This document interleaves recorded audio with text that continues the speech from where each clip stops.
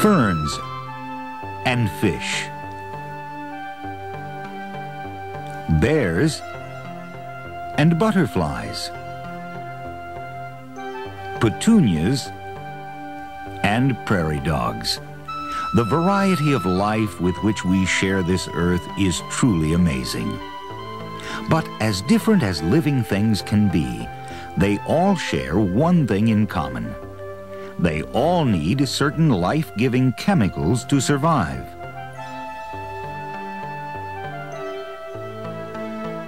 One of the most important of these is nitrogen.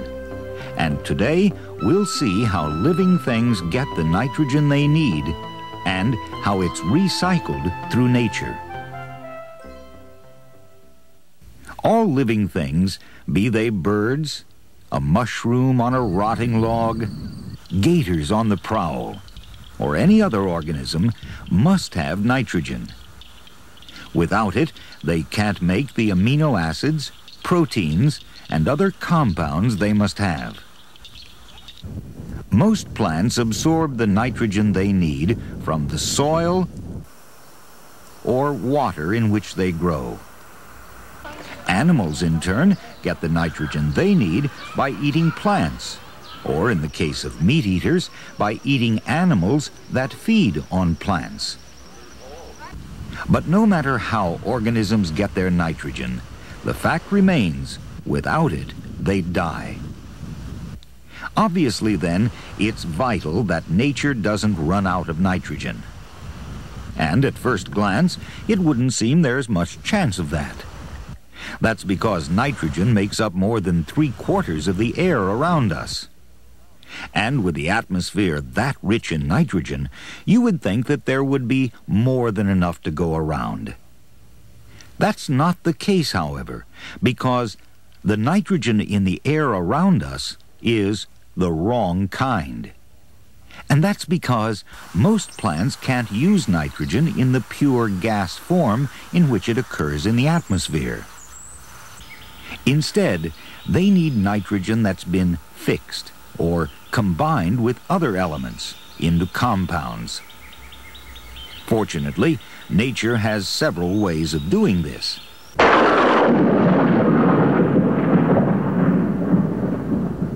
Lightning is one of them.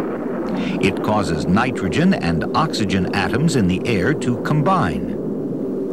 The resulting nitrogen compound then mixes with rain and falls to the earth, where it undergoes chemical changes that make it easier for plants to absorb the nitrogen it contains. Such lightning-powered fixation provides large amounts of nitrogen for plants. However, far more is fixed in the soil, a fact farmers have long taken advantage of by rotating crops, such as corn, that quickly use up soil nitrogen, with soybeans, peas, clover, and alfalfa. Such plants are called legumes. Legumes act as natural fertilizer factories, and they pump large amounts of nitrogen back into the soil. And here we see the small pea-shaped nodules that grow on the roots of soybeans and other legumes. These nodules are at the heart of the legume's amazing natural fertilization process. They're caused by bacteria, such as the ones we see here magnified millions of times in this cross-section of a soybean nodule. These bacteria fix or change nitrogen into a form plants can use, and they live in a symbiotic or mutually beneficial relationship with legumes. As they're part of the bargain, the host legumes supply the carbohydrates the bacteria use as food.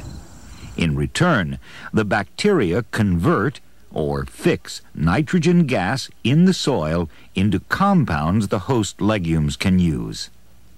This process often produces surplus nitrogen that's released into the soil, thus fertilizing it. As important, however, as the bacteria are that live with soybeans and other legumes, they're not the only microbes that fix nitrogen.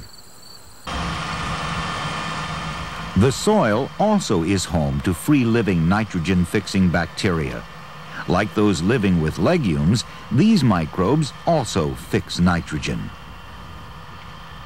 Once nitrogen has been fixed in one way or the other, plants, such as grass, can then absorb it and make it part of their own tissues.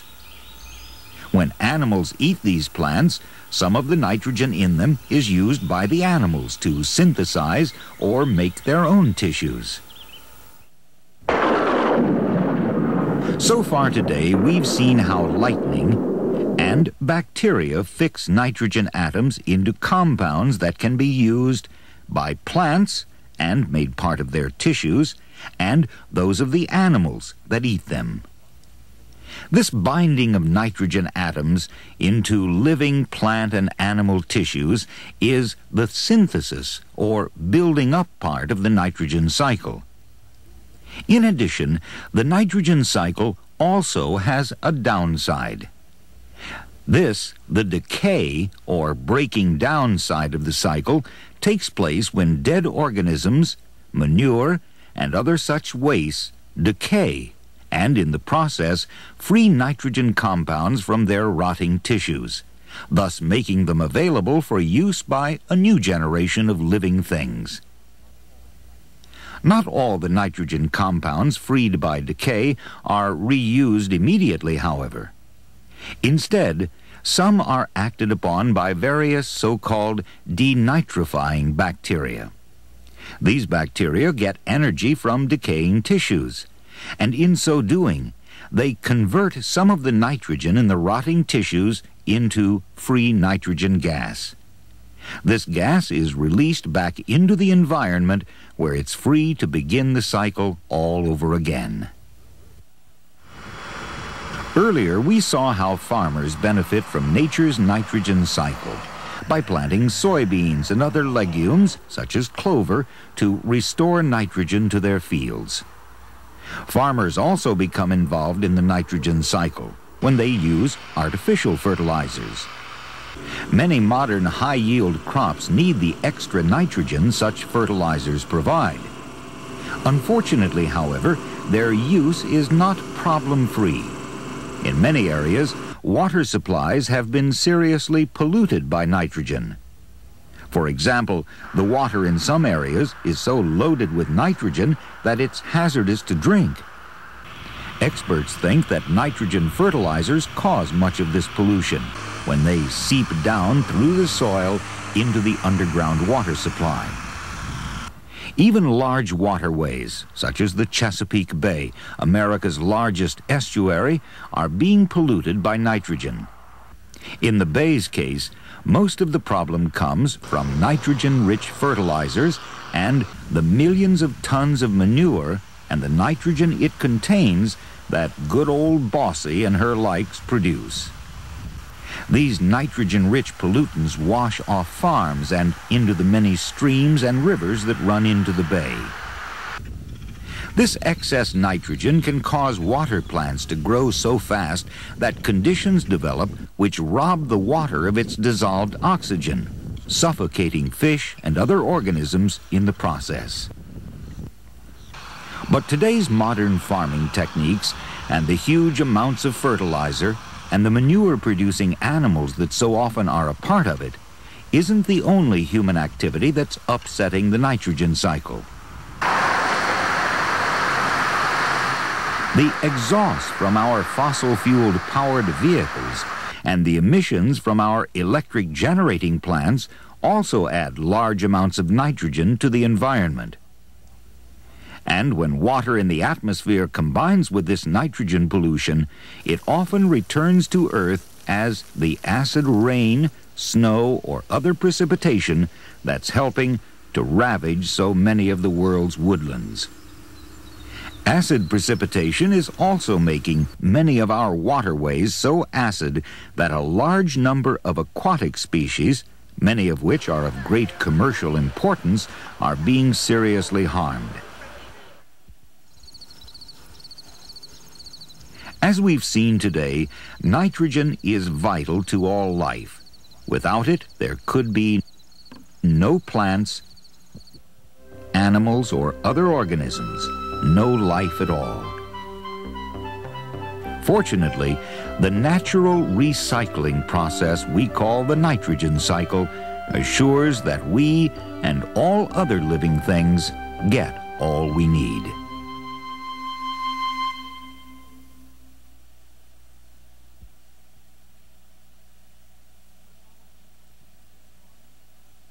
The following questions will help you to find out how much you remember about the nitrogen cycle. The directions are simple. Mark the boxes on your answer sheet either true or false, or fill in the blank with the correct answer when you hear this tone. Okay, now here's the first question. True or false? Nitrogen makes up about 50% of the air around us.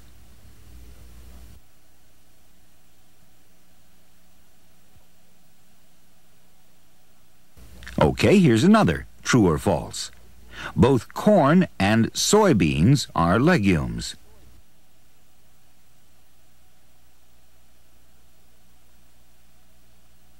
Here's a fill-in-the-blank question. Some of our waterways are being harmed by agricultural nitrogen pollution from manure and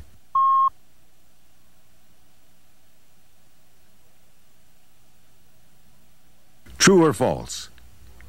Most plants absorb the nitrogen they need from the soil or water in which they grow.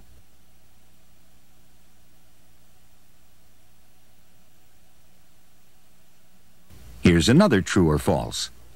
The nodules that grow on legumes' roots are home to symbiotic bacteria.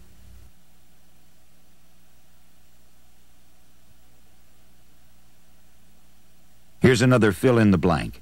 Meat eaters get the nitrogen they need by eating animals that feed on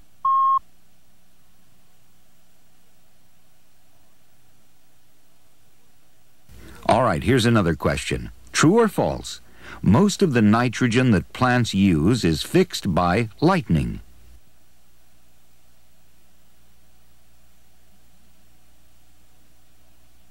The nitrogen in vehicle exhausts and power plant emissions contributes to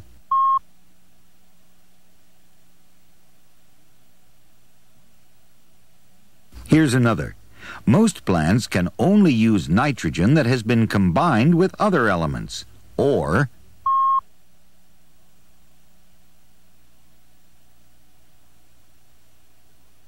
And here's the final question. True or false? When organisms rot or decay, they free or release nitrogen atoms that can then be used by the next generation of living things.